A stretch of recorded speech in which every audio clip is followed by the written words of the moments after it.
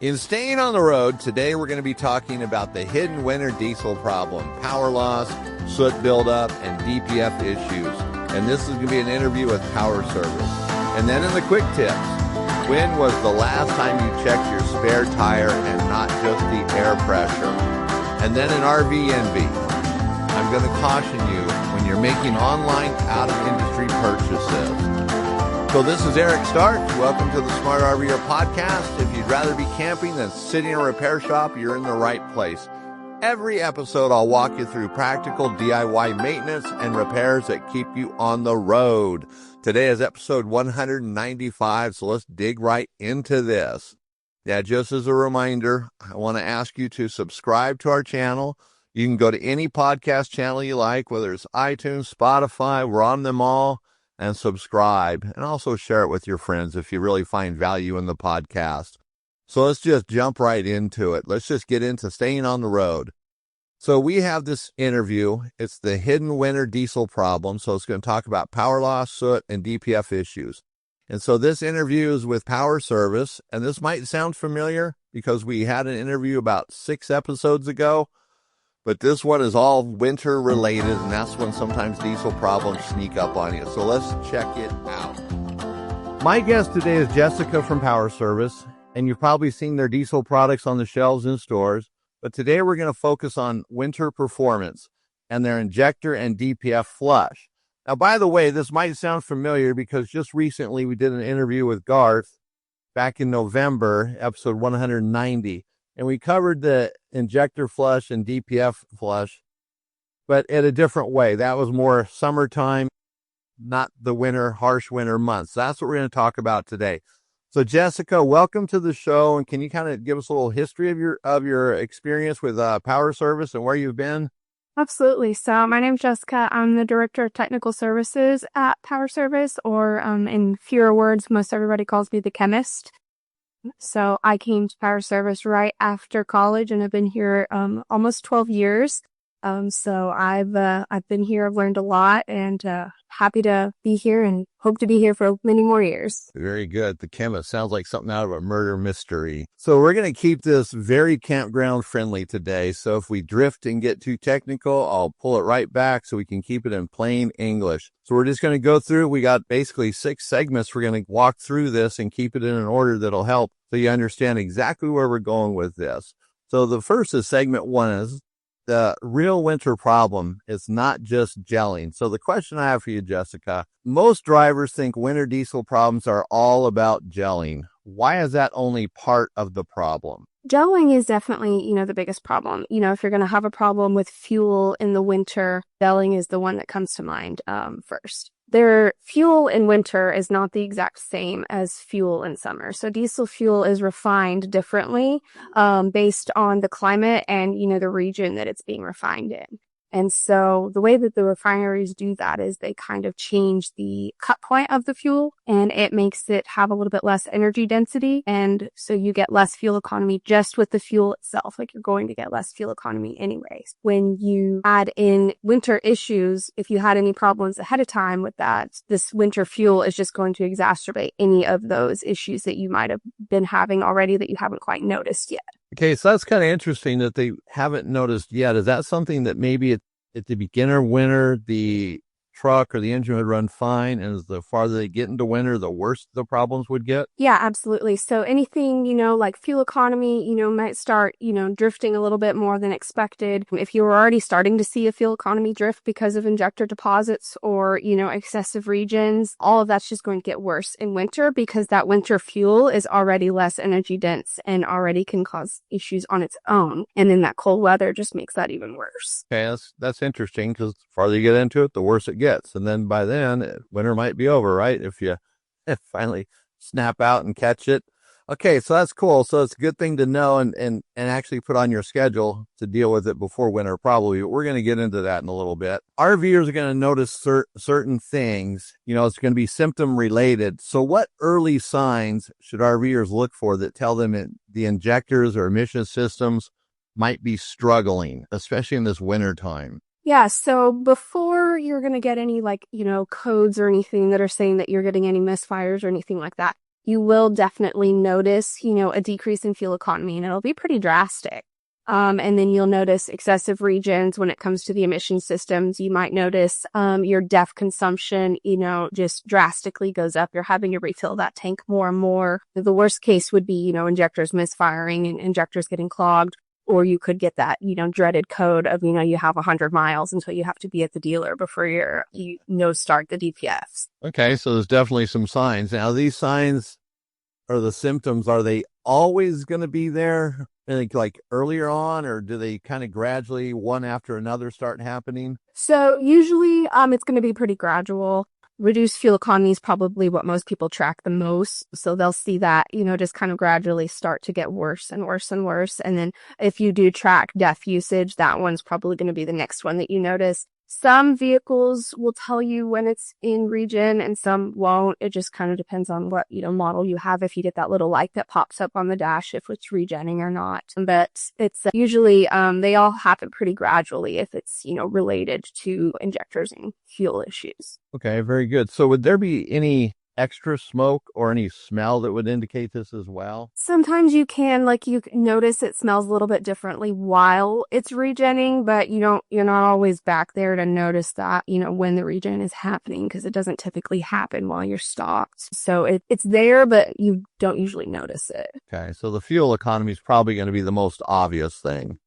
All right, very good. Do you have an example of this happening? Any real life stories that you've talked to your customers, where they've experienced this and found the solution through you guys? Yeah, so we definitely had, not necessarily winter related, but we have had, just because we haven't, had the product out for a whole winter yet, but we've had lots of testimonials where people will have, the light pops up that they have 100 miles until, they need to go to the dealer before they get a no start because their emission system is not functioning, and they add a bottle of the diesel injector and DPF flush, and then it completely goes away and they never see it again. Okay, very good. So simple solution, right? Absolutely. Very simple. It's just a matter of doing it. So it takes that, getting it on your schedule, maintenance program. This is what I got to do, and having it around. I know myself, I don't have it. I have a tractor with a diesel engine in it, but all my other vehicles are gas engines, and I'm pretty good about putting in a flush for the injectors, the fuel injectors.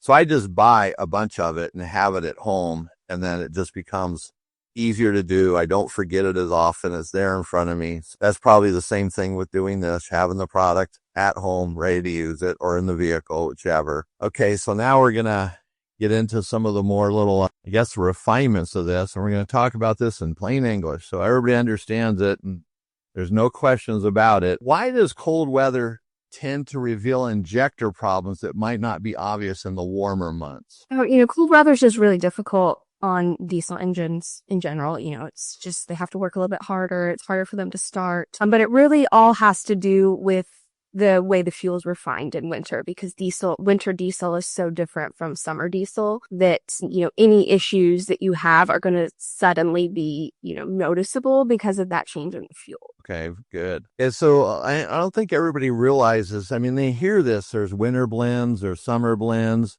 but I don't think they really think about that when they're getting their fuel, or even how it'll creep in and kind of creep out, because you'll still get some summer blend with winter blend, it's, they mix it. They don't empty out the tank and put in winter blend. Mm-hmm. So you're kind of getting two blends for a while, but I don't think anybody really notices or thinks about that. And it's an important thing to keep in mind, because that winter fuel is different than summer fuel. And, when people think of winter or blended fuel, they're thinking of a lot of fuel stations will mix the fuel with number one diesel, but that's not really the only thing that's happening. The refineries are changing the process on how they refine that fuel as well. So it's really kind of a two-pronged difference. And they probably will never tell you what they really put in that fuel, will they? Absolutely not. It's all something about gasoline. They don't let you know. Just trust us. Mm-hmm. All right. So would it be fair to describe injectors like a spray bottle? So if the spray pattern is weak or messy, you don't get a clean burn, especially when everything's cold? Absolutely. So the finer that mist is, the more surface area is available for that fuel to burn. I always use the analogy of like if you were dissolving sugar into water, if you had rock sugar, it's going to take so much longer for it to dissolve because it's larger pieces, less surface area. But if you added powdered sugar, it's going to dissolve almost instantly. So it's really kind of the same, concept of, just available surface area for the fuel to burn. And so whenever it gets pushed out in the exhaust stroke, those particles are much smaller and you have a lot less unburned fuel when you have that ideal spray pattern. With that in mind, how does that affect the DPF during the winter months? Yeah, so that spray pattern, any unburned fuel is going to cause more buildup in the particulate filter. So those larger particles of unburned fuel are going to clog it a lot faster just because they're bigger and they have a larger surface area as well. It really all starts in the injectors, as long as those are functioning properly, we're not going to have as much buildup in the particulate filter. So all of this is compounded, based off of injector health. Basically, it's a messier burn, more soot, more DPF workload. It's going to be working harder. And that equals more regens, right? Absolutely. That's pretty simple. And then when the RV or the engine's trying to regen more often, it's going to use more fuel and just not be such a good driving experience in a lot of cases. Yeah, absolutely. So you use fuel during the regen process. So, the amount of fuel that's being used for that is going to lower fuel economy as well, along with it being less efficient because of the worse spray pattern. So you're really being hit, on both sides. You're regenning more often, using more fuel during your regens. And then you're also, being less efficient in the fuel that you're burning in the engine as well. It makes it really simple for people to understand this. It's nice. We're going to talk about your competitors a little bit. Well, not directly. So we're basically get into what most winter additives miss. So it seems like a lot of winter additives just focus on the cold flow improvement, the anti-gelling products, and that's it. So in your, I guess, expert view, what do these products really miss when it comes to winter drivability? I wouldn't necessarily say that's missing something because there's only so much room in a bottle for you to add active chemistry. Each of those active things that you add in there, whether that's cetane or lubricity, detergent, anti-gel, all of those things require a minimum amount to be effective. So you can put all of it in the bottle and you can have stabilizer, you can have cetane, lubricity, anti-gel, everything in the bottle, but you don't have enough of each one of those things for them to all be effective. So a lot of anti-gels are really just anti-gel because you need a large amount of that for it to be effective and, keep the fuel operable. So it's really not a matter of, a one size fits all additive that's missing something. It's a matter of like a maintenance program that, you would want to use to be the most effective, so using an anti-gel, might have some cetane or lubricity in it, but then also using water removers and then also detergents as well. So it's not necessarily going to be one bottle that has everything in it, because if it does have everything in it or it says it has everything in it, you're not getting enough of each one of those for them to do what it says it's going to do. Yeah, so the anti-gel companies, their intent is to make an anti-gel and that's it for the most part. Yeah, we have an anti-gel and it doesn't have any detergent in it because you need so much of each one of those chemistries. To put both of those in the same product, it just wouldn't be an effective anti-gel or an effective detergent. And so there is a reason why we separate out the products the way that we do. Yeah, that makes sense. And from talking to Garth, you guys are kind of really dialed in on what you do, which is nice. So one product is for this, one product for that. And what I like too is when you go to a store, you see all your products there and you can buy what you need and have them all on hand, one brand, which I think keeping it all in the same ecosystem sometimes is a good thing because you know how your products work with each other in that fuel. So it's just nice. So anti-gel basically is just going to keep that fuel moving. But if the system's dirty, the anti-gel isn't going to magically restore a clean spray pattern or reduce soot. Is that correct? Yes. So, anti-gel chemistry and detergent chemistry are very, very different. So there really isn't any crossover between the two. Detergent's not going to help with, keeping the fuel liquid in cold weather, and anti-gel is not going to clean injectors. So you really do need them both. Okay. So yeah, you just answered that. So you need them both, one of each. Cool. So it really helps it because some people are probably even leery about mixing another product with their anti-gel. but you guys make the products and put them in individually. So that obviously is okay to do, correct? Yeah, absolutely. All of our products are compatible with each other. We do all of that testing to make sure that all of our branded products are all compatible with each other. Let's talk a little bit how it works, when to use it, what to expect. So how does a one tank flush work in real life? So walk us through the simple steps, like you're explaining this to, let's say, an RV owner at the gas station, at the gas pump. At the fuel pump.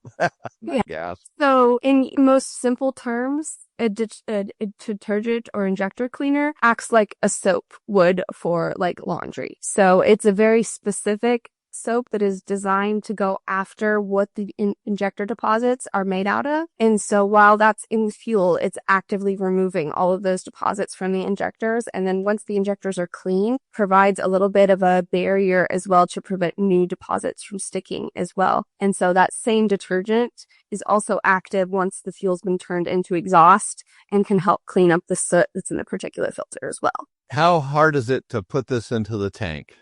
The trick question. So it's, you just pour it in. I always tell people to add it before they add fuel so it mixes well. But, it's a little bit more difficult on the fuel ports that are the capless ones that have those little, levers in them. So we have, the long neck bottles makes it a little bit easier for that. So you don't have to use a funnel. But yeah, you just pour it in and go. So you hit the long neck bottle. I like that because Garth brought that out. And that's a great point because a lot of products like this don't have that long neck bottle. Yeah, and using a funnel is a pain. Yeah, exactly. Or putting something in there to hold the little door open while you pour it in so it doesn't back. Absolutely. So in real life, how quickly would someone or could a owner of an RV or a diesel truck, whatever it might be, notice improvements? So in all of our field trials, we saw the benefits start to kick in within like 50 to 100 miles or within the first hour of operating. So it's very incredibly fast. It really kind of even amazed us while we were doing all of this research, how fast it was. So you'll start to notice more power and more, pedal response just almost immediately. It's right away. And we like that today. Everybody wants things immediate satisfaction. Mm-hmm. Would it be fair to say then that if you have a mechanical problem, let's say an injector is just flat out going bad or a DPF issue, is this going to fix it or is that mechanical issue still going to be there? So if something's physically broken, an additive's not going to be able to fix that. But, if it's a problem that's, caused by too much buildup, then, it can absolutely help fix that and, avoid costly repairs. But if something is broken, if something's completely clogged where nothing's getting through, it's going to be a little bit trickier. Not the cure-all for a mechanical issue is really the point. Yeah, absolutely. Problem, it might help it a little bit, but it's not going to solve it. Yeah, and we'll never claim that an additive will fix everything. There is a limit to what additives can do. We try to, push those limits as often as we can, but an additive is never going to be a, miracle cure for every issue that you have. There's a product, I'm not even going to say it. It claims that the name of it is like, Mm-hmm. But anyway, because we're not getting into bashing other companies. That's not what it's about. We've kind of touched on this. Is it the best time to put it in? The spring, as you get into winter, middle of winter? When should this be added? So ideally you'd want to add it, before winter hits, just as part of your, winterization prep. But we do recommend adding it, like once a month, and periodically as well. So during winter also. Right. So it should become more of a maintenance thing where you're just doing it once a month. Mm-hmm. And I think the bottles are like $15 at most stores for the one treatment deal. So that's pretty reasonable. You just add that to your fuel bill for the month. It isn't much. Yeah, and it's hard to give, recommendations because everybody's use is a little bit different. Some people drive, one trip a month. Some people drive, 300 miles a day. So, once a month is pretty vague, but you can kind of determine when is best for, your use case. If winters come upon us, maybe they haven't really looked at their checklist or kind of, sort of. So they want to avoid any downtime during the winter time or avoid a ruined trip.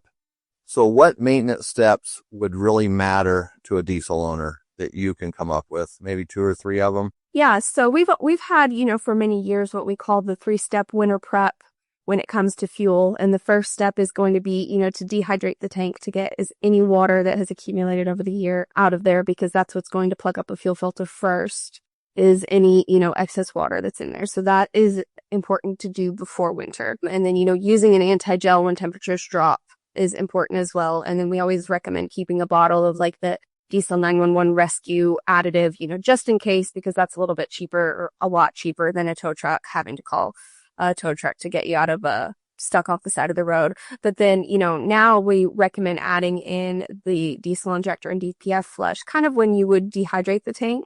And that is just a really good, preparation to get everything nice and clean, because everything's going to work better in the cold when everything's, working, as optimized as it can be. Cool. So what do you call it? 3-step winter prep? Yeah, that's been one of our things that we've recommended for many years in winter. It's, use the clear diesel to dehydrate, use the diesel fuel supplement as your anti-gel, and keep a bottle of the 911 on hand just in case. And so that's what we've kind of, told people for many years to be prepared for winter. Okay. Yeah, that's a good way to explain it. Very simple too. 3 steps, right? Yes. How simple can it get?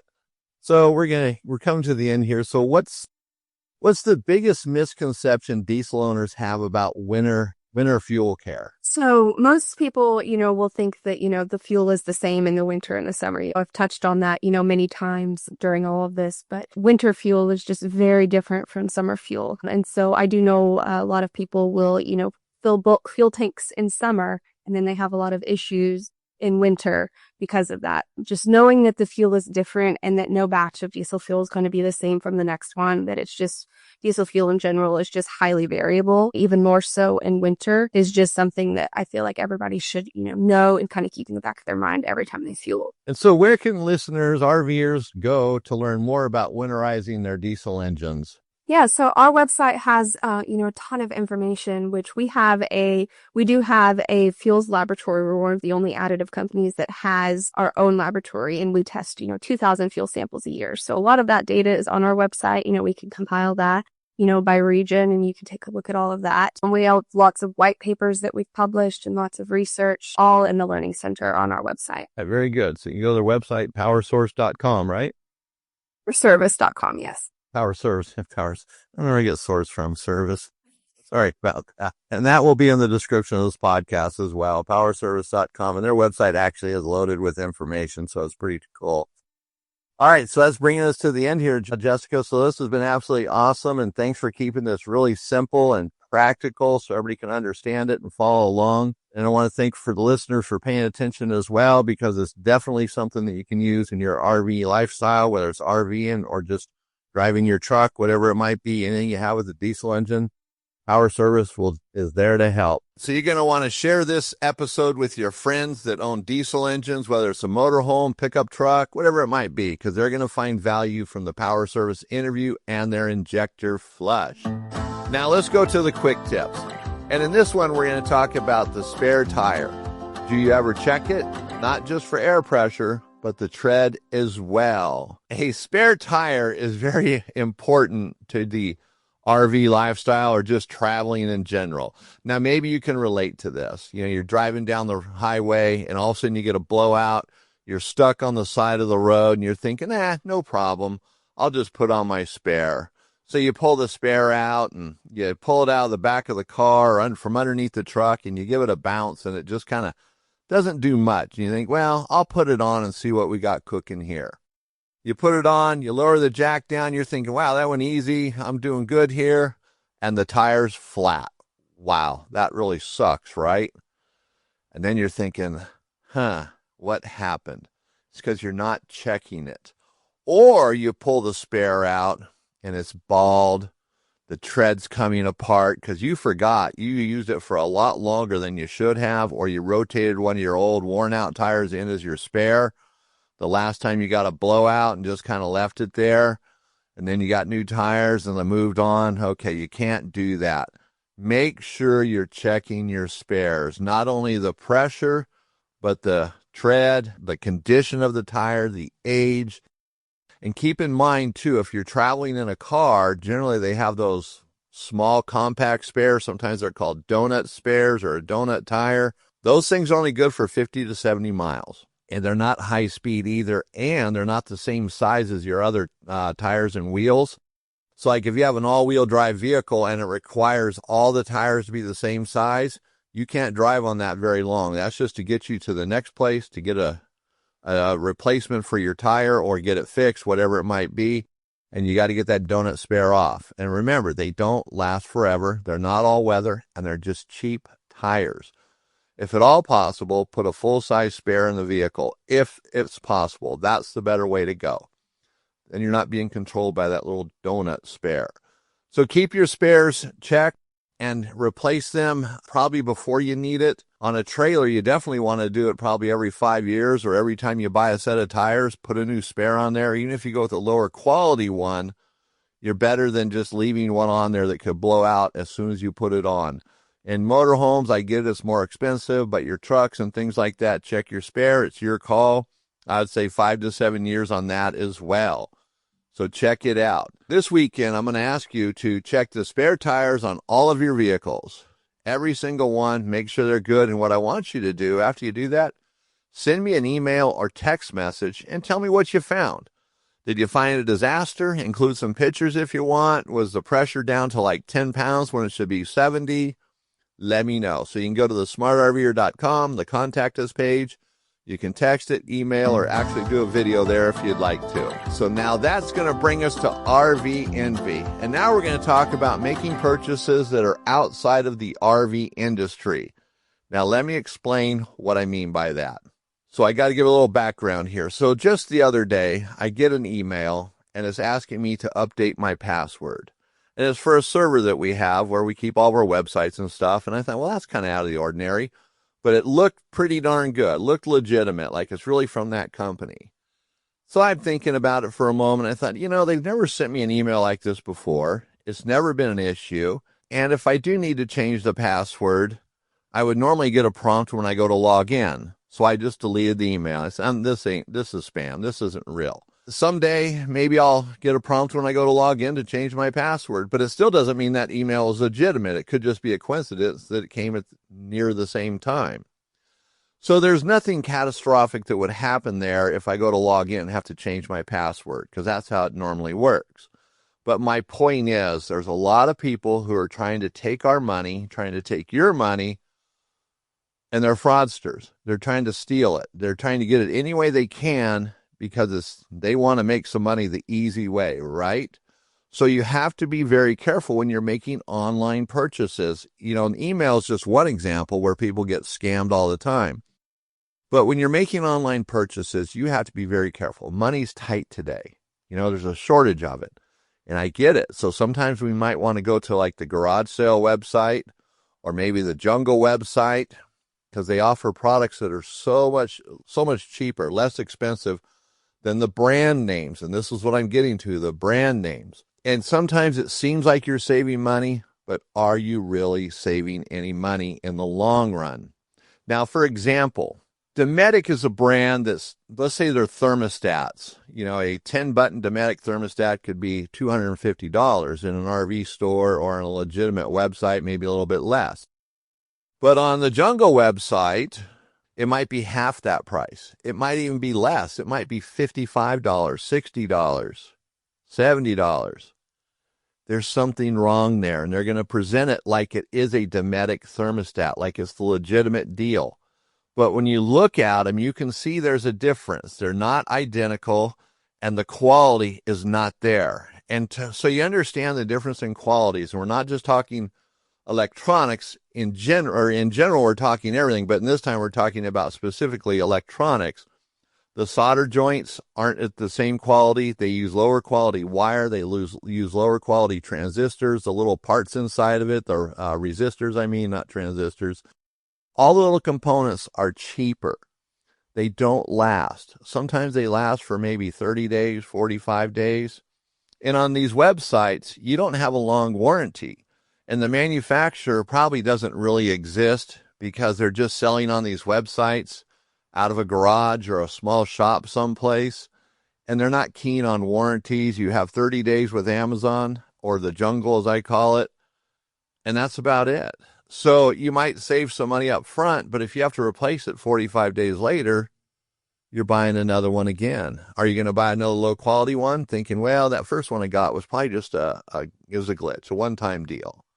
If you buy a second one and it fails, this is what I call self-inflicted inflation, because you've thrown away some money that you could have just bought a good quality Dometic one or even a micro air one to replace it, and you move on with life and you're done with it. And I know sometimes it costs more. That's the way it is. If you buy quality up front, you're not going to be buying it again. And then you have a real live warranty. You have a warranty through Dometic or Suburban or Coleman or whoever. And these platforms don't really care what they're selling on them. If it burnt your house down, they don't care. They're selling products. You have individual sellers making their 3% on something or 4%. Think about that. They're not making a lot. Amazon's making more than they are. That's for sure. Or eBay, the garage sale and the jungle website. Be cautious when you're making these purchases. And I'm not saying every single purchase is going to be bad on these platforms, but just be cautious. They're not always that great. Even in the RV industry, and that's what I'm talking about, the RV industry, the brands that are selling in the industry, they're really clamping down on resellers selling on Amazon because of the problems with the knockoffs. They're tired of their stuff being knocked off. So think about that before you make your next purchase. Is it going to be worthwhile? And I get it. Saving money is very important these days, but sometimes when we save, we actually spend more. So I want to give everybody a reminder to sign up for our newsletter. You can go to our website and sign up. I'll put a link in the description of the podcast as well.